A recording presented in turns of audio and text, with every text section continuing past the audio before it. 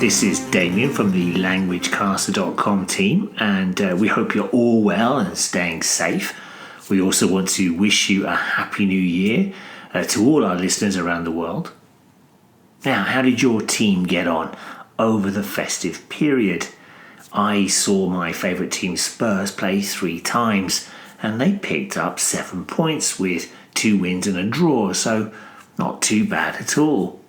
Now, on this week's Football Language podcast for learners of English who love the beautiful game, we look at some examples of language that describe a team's performance over a series or run of matches, including in a row, consecutive, and on the bounce.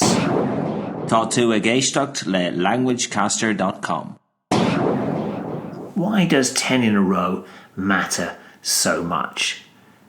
Now, in this example here from the BBC, it looks at whether Celtic could win their 10th Scottish title in a row. So this phrase, in a row, has a meaning of one after the other.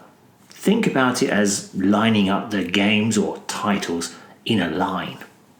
In football, if we hear this phrase, it is usually describing a list of matches that have taken place one after the other. So, an informed team can maybe win 6 games in a row. They win 6 matches, one after the other. Of course, we can also use this phrase when a team is not playing so well. When a team loses a number of games in a row, it means they have no wins or draws, just defeat after defeat. On the bounce or on the spin. Here's an example from The Guardian. Despite a largely heroic defensive effort, Watford lose their 4th home game on the bounce. So these 2 phrases also have a similar meaning to the phrase in a row, as they both describe how a team performs over a run of matches, on the bounce and on the spin. I think on the bounce is slightly more common than on the spin, but you will hear both of these phrases used when describing a good or bad run in football. So, in the example from the recent Guardian report on the Spurs win at Watford, it means that even though Watford played well, they lost again. They lost for the 4th time in a row, for the 4th time on the spin or on the bounce. In succession, successive and consecutive. So here's an example from Sky Sports. Man City break more records after winning 15th successive game at Swansea in the FA Cup. So another couple of phrases that are used to describe this phenomenon include successive and in succession. In the example from Sky Sports, we can see how they describe Manchester City's 15th win in a row.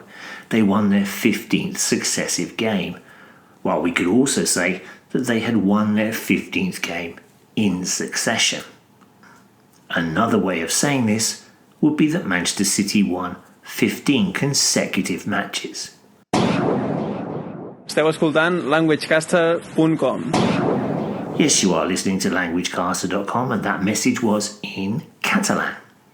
Right, that's it for this podcast, in which we looked at phrases that are connected to describing runs or series of matches or wins, losses, and titles, including in a row, in succession, and consecutive.